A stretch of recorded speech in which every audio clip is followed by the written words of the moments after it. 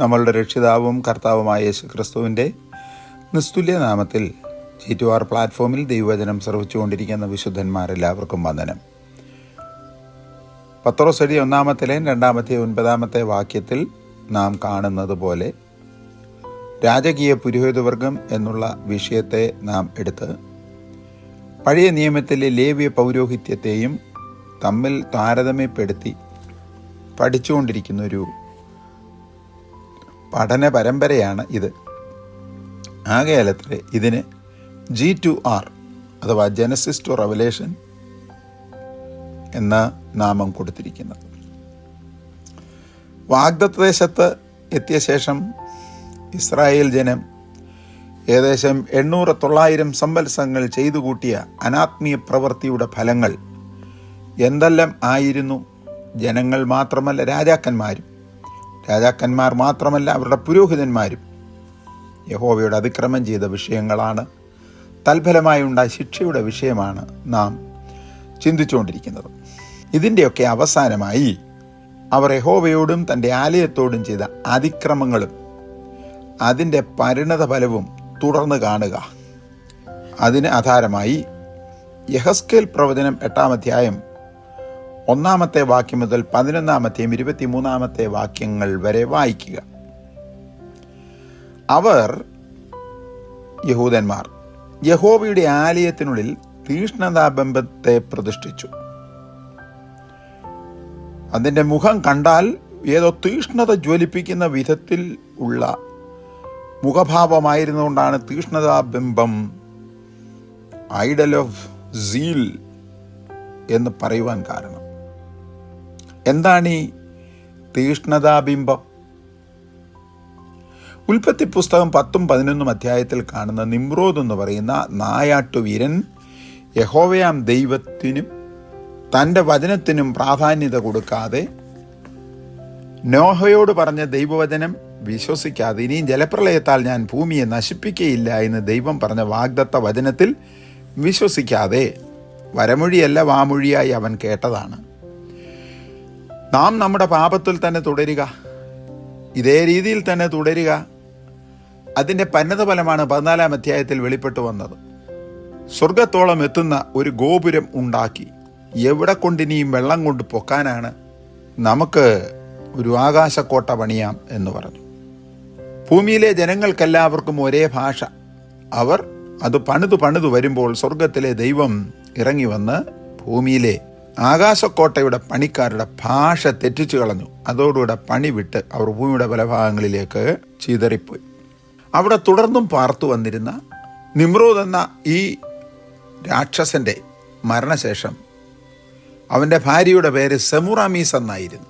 അവൾ അവിഹിതമായി ഗർഭിണിയായി ഒരു മകനെ പ്രസവിച്ചു. അവന് തമ്മൂസ് എന്ന് പേരിട്ടു. അവൻ്റെ ബാല്യകാലം കഴിഞ്ഞ് യൗവനകാലമായപ്പോൾ, അതിനു മുമ്പ് തന്നെ നിമ്രോദ് മരിച്ചു വർഷങ്ങൾ കഴിഞ്ഞ് ഇവൾ ഗർഭിണിയായപ്പോൾ, മാനുഷിക നിയമമനുസരിച്ച് കാലാവധി കഴിഞ്ഞിട്ടും ഇവൾ ഗർഭിണിയായി, വേശ്യാസ്തരം ചെയ്തിട്ടാണ് ഇവൾ ഗർഭിണിയായതെന്നുള്ള അലിഗേഷൻ വന്നപ്പോൾ അവൾ ജനത്തെ പറഞ്ഞ് വിശ്വസിപ്പിച്ചു. നിമ്രോദ് എൻ്റെ മേൽ ആവിഷ്ടനായി അവൻ മുഖാന്തരം ജനിച്ച മകനാണ് തമുസ്. അന്നും ഇന്നും ആരെങ്കിലുമൊക്കെ പോഷത്വം പറഞ്ഞാൽ അതുപോലെ കണ്ണടച്ച് വിശ്വസിക്കുന്ന ഒരു തലമുറയുണ്ട്, ഇന്നും ഉണ്ട്. അതുതന്നെയാണ് ഇന്നും തിരുവനന്തപുരത്തും കൊട്ടാരക്കരയിലും അടൂരിലും കോട്ടയത്തും ചങ്ങനാശ്ശേരിയിലും ബാംഗ്ലൂരിലും ഒക്കെ കാണുന്ന ചില മനുഷ്യ ദൈവങ്ങളുടെ പിന്നാലെ ആളുകൾ ഓടി നടക്കുന്നതിൻ്റെ രഹസ്യം. അവർ പറയുന്ന ഔവണ്ണം തന്നെ അവർ വിശ്വസിക്കുന്നു. 9 മാസം കൊണ്ട് ഗർഭം ധരിച്ച് പ്രസവിക്കേണ്ട കുട്ടി, സ്തോത്രം, ഭർത്താവ് മരിച്ചു വർഷങ്ങൾ കഴിഞ്ഞപ്പോൾ ഇപ്പോൾ ആത്മാവായ നിമ്രോദിൻ്റെ ആത്മാവ് വന്ന് പ്രസവിച്ചു പോലും ജനങ്ങളത് വിശ്വസിച്ചു. അവൻ പ്രായപൂർത്തിയാകുന്ന സന്ദർഭത്തിൽ ഒരു ബാലികയെ വിവാഹം ചെയ്യുവാൻ പ്രേരിപ്പിച്ചു. പക്ഷേ അവൾ അത് സമ്മതിക്കായികയാൽ ഇവൻ ആത്മഹത്യ ചെയ്തു. അവൻ്റെ പേരാണ് തമ്മൂസ്.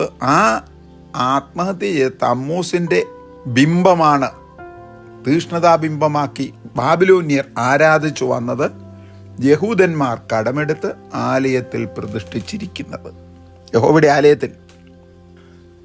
രണ്ടാമത്, യഹൂദന്മാർ ചെയ്ത അതിക്രമം. യഹോവയാം ദൈവത്തിന് വെറുപ്പായുള്ള ഓരോതരം ഇഴജാതികളുടെയും മൃഗങ്ങളുടെയും ഇസ്രായേൽ ഗ്രഹത്തിൻ്റെയും സകല വിഗ്രഹങ്ങളുടെയും ചിത്രങ്ങൾ ആലയത്തിൻ്റെ ചുവരിന്മേൽ വരച്ചു. ചുവർ ചിത്രങ്ങളില്ലാത്ത ചുവരുകൾ ആലയത്തിൽ ഇല്ലായിരുന്നു. പ്രമാണം എന്താണ്? എന്ത് ചെയ്തു വരുന്നു? യെഹെസ്കേൽ പ്രവചനം 8:10. മൂന്നാമത്, ഇസ്രായേൽ മൂപ്പന്മാരിൽ 70 പേരും, സന്ഹെദ്രീമിലും 70 പേരായിരുന്നു, ഇവിടെയും മൂപ്പന്മാർ 70 പേരും, ശാഫാന്റെ മകനായ യയന്യാവ് അവരുടെ നടുവിലും ഓരോരുത്തൻ കയ്യിൽ ധൂപകലശം പിടിച്ചുകൊണ്ട് നിന്ന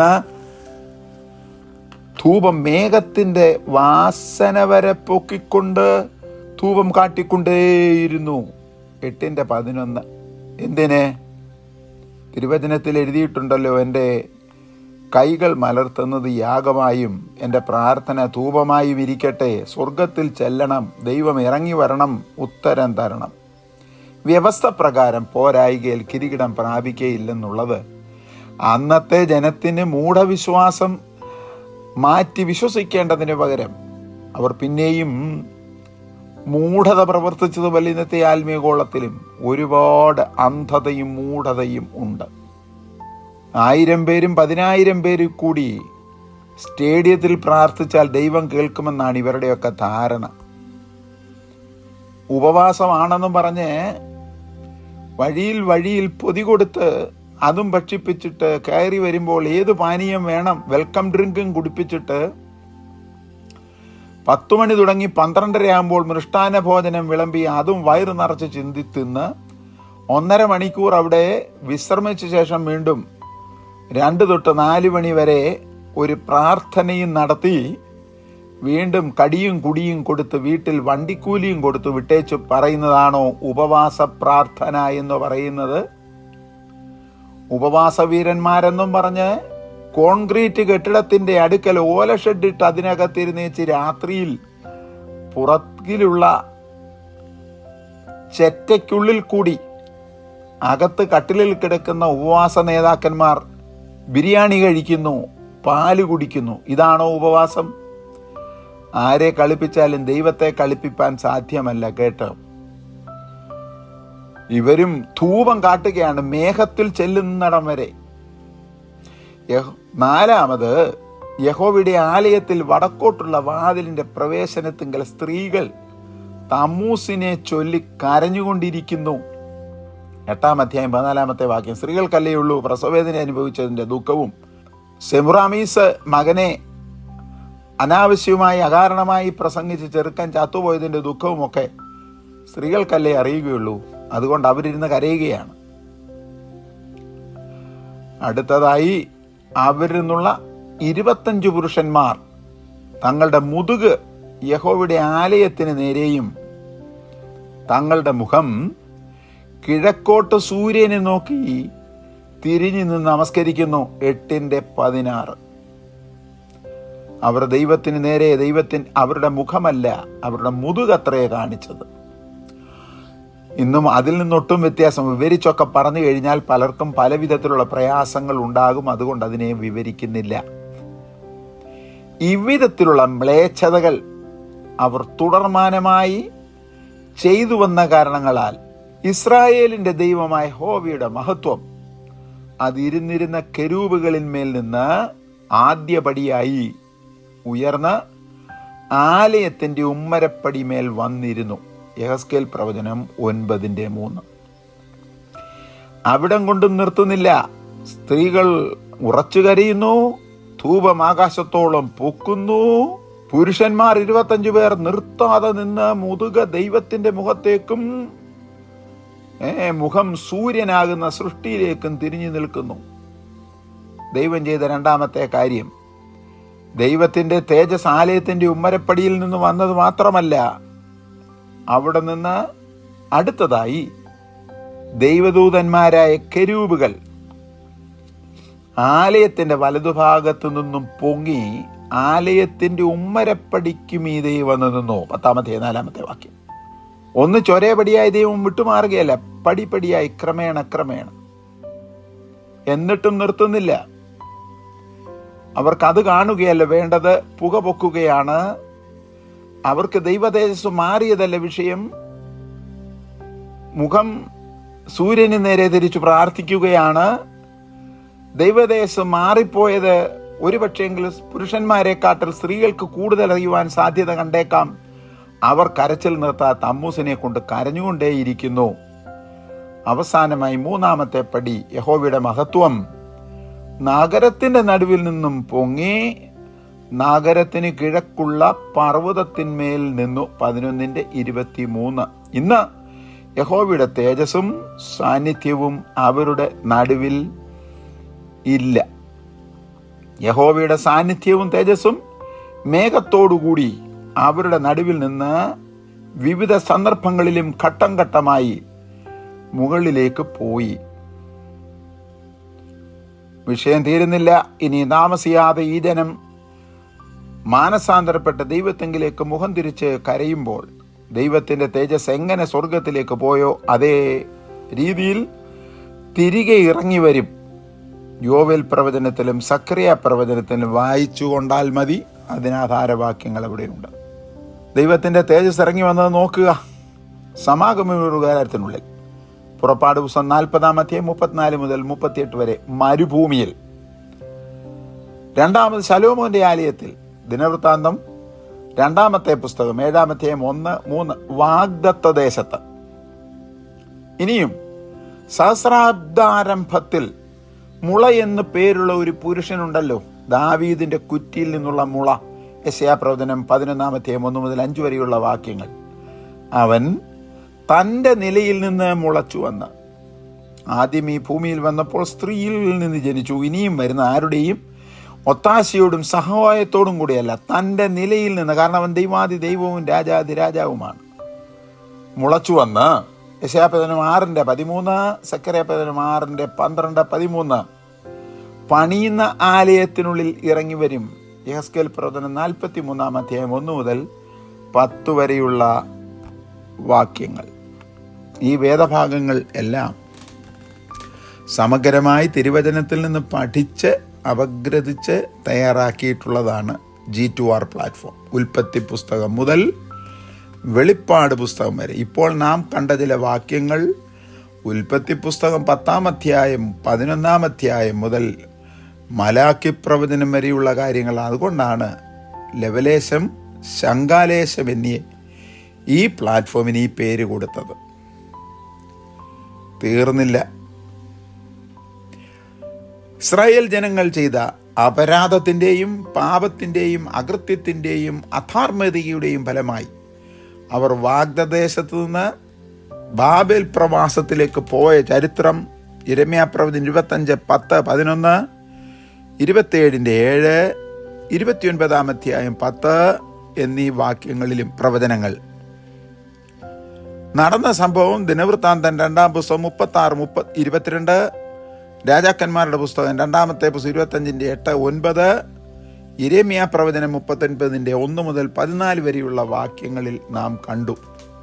അവിടെ നിന്നും ദൈവം തൻ്റെ വചനം നിവർത്തിച്ചുകൊണ്ട് 70 സംവത്സരങ്ങൾ കഴിഞ്ഞപ്പോൾ ബാബിലോണിൽ നിന്ന് വില വാങ്ങാതെ തന്നെ തൻ്റെ ജനത്തെ വാഗ്ദത്ത ദേശത്തു കൊണ്ടുവന്നു. അവിടെയും ആരംഭകാലത്ത് ദൈവത്തിൻ്റെ തേജസ് കണ്ട ജനം, ഒരു ചെറിയ വിഭാഗം ജീവിച്ചിരുന്നവർ, നാട് നീങ്ങിയ ശേഷം, മരണപ്പെട്ട ശേഷം ജനം വീണ്ടും പഴയ രീതിയിൽ ആയിത്തീർന്നു. ആകയാൽ തുടർന്ന് മലാക്കി പ്രവാചകന്റെ കാലത്ത് ഇസ്രായേൽ ദേശത്ത് നടന്നു വന്നിരുന്ന അനാത്മീയ പ്രവർത്തികളും അനന്തരഫലങ്ങളും ചിന്തിക്കാം. ഇതും രാജകീയ പുരോഹിതവർഗമാകുന്ന നമുക്ക് ഒരു മുന്നറിയിപ്പായി ദൈവജനങ്ങൾ ശ്രദ്ധിക്കണം. അന്നത്തെ കാലത്തുണ്ടായിരുന്ന അനാത്മീയ പ്രവൃത്തികളെക്കാട്ടിൽ 1 ഡിഗ്രി പോലും വ്യത്യാസമില്ലാതെയാണ് ഇന്ന് കോട്ടകൊത്തളങ്ങൾ പോലെയുള്ള മഹാസൗധങ്ങൾ പണിത് അതിൻ്റെ ഉള്ളിൽ മഹാപുരോഹിതന്റെ തലയിൽ തൊപ്പിയും ഏഫോദും നെറ്റിയിൽ പൊന്നുകൊണ്ടുള്ള പൊൻപട്ടവും നെഞ്ചത്ത് മാർപ്പതക്കവും ഒന്നും ഇല്ല എങ്കിലും അതിനപ്പുറത്തു വലിയുള്ള സ്ഥാനമാന വസ്ത്രങ്ങളും മറ്റും ധരിക്കുന്ന സാമുദായിക ബിഷപ്പന്മാർ മാത്രമല്ല, പെന്തക്കോസ്തു കോളത്തിലെ പ്രസിഡന്റന്മാർ വരെ വരുന്ന വരവൊക്കെ ഒന്ന് കാണണം, ഇരിക്കുന്ന ഇരിപ്പൊക്കെ ഒന്ന് കാണണം, അവരെ അഭിസംബോധന ചെയ്യുന്ന വിഷയങ്ങൾ ഒന്ന് കേൾക്കണം. എന്നിട്ട് അവർ വന്നിട്ട് നാം എന്ന് പറയുന്ന ആ അഭിസംബോധന സമ്പ്രദായം ഒന്ന് ഗ്രഹിക്കണം. മലാക്കി പ്രവാചകന്റെ കാലത്ത് താൻ പുസ്തകത്തിന് മുദ്രയിടുമ്പോൾ പറഞ്ഞ പദം ശ്രദ്ധിക്കണേ. ചൂള പോലെ കത്തുന്ന ഒരു ദിവസം വരുന്നു, അഹങ്കാരികളൊക്കെ താളടിയാകും. മനുഷ്യ, ദൈവസന്നിൽ നിന്നെ തന്നെ താഴ്ത്തുകയല്ല, ദൈവം നിന്നോട് എന്താണ് ചോദിച്ചത്? തന്നെ താൻ ഉയർത്തുന്നവനെല്ലാം താഴ്ത്തപ്പെടും, തന്നെ താൻ താഴ്ത്തുന്നവനെല്ലാം ഉയർത്തപ്പെടും. വിഷയം തുടർന്നും അപഗ്രഥിച്ച് പഠിക്കാം. നാം രാജകീയ പുരോഹിതവർഗം എന്ന സ്ഥാനം ദൈവം തന്നതുകൊണ്ട് അഹങ്കരിക്കരുത്. രാജാവിനെക്കാട്ടിൽ വലിയ രാജഭക്തിയൊന്നും വേണ്ട. സ്തോത്രം, നാം കുറഞ്ഞവരുമല്ല കൂടിയവരുമല്ല, ദൈവമക്കൾ മാത്രമാണെന്നുള്ളത് മനസ്സിലാക്കി ദൈവം നമുക്ക് തന്ന ശുശ്രൂഷകൾ ചെയ്യാം. മലാക്കി പ്രവാചകന്റെ കാലത്ത് 70 സംവത്സരങ്ങൾ നീണ്ടുനിന്ന ബാബേൽ പ്രവാസം കഴിഞ്ഞ് മടങ്ങി വന്ന ജനവും ക്രമേണ ആരംഭഭംഗിയും ഭക്തിയും ഉപേക്ഷിച്ച് കൽപ്പനലംഘികളായി തീർന്ന ഇസ്രയേൽ ജനത്തിൻ്റെ ചരിത്രവും അനന്തരഫലവും അടുത്ത ക്ലാസ്സിൽ പഠിക്കാം. ദൈവം നമ്മെ അനുഗ്രഹിക്കട്ടെ. പരിശുദ്ധ പിതാവേ, പുത്രന്റെ നാമത്തിൽ ഞങ്ങൾക്ക് തരുന്ന എല്ലാ ആത്മീയ അദൃശ്യ അനുഗ്രഹങ്ങൾക്കായി നന്ദിയോടുകൂടെ സ്തോത്രം. ശ്രോതാക്കളായ ദൈവദാസിദാസന്മാരെയെല്ലാം അനുഗ്രഹിച്ച് ആശീർവദിക്കേണ്ടതിനു വേണ്ടി സർവശക്തനായ ദൈവത്തിൻ്റെ പാതാരവിന്ദങ്ങളിൽ താഴ്ത്തി സമർപ്പിച്ച് പ്രാർത്ഥിക്കുന്നു. കേൾക്കണമേ.